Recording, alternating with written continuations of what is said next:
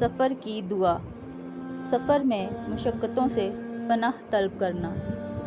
اللہم انت الصاحب فی السفر والخلیفۃ فی الاہل، اللہم انی اعوذ بک من الظلمات فی السفر والکآبۃ فی المنقلب، اللہم اقبض لنا الارض وہون علینا السفر۔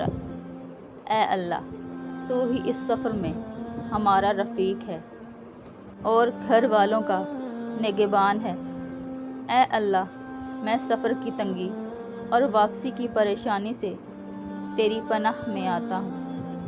اے اللہ، زمین کو ہمارے لیے لپیٹ دے اور ہمارے لیے اس سفر کو آسان فرما دے۔ آمین۔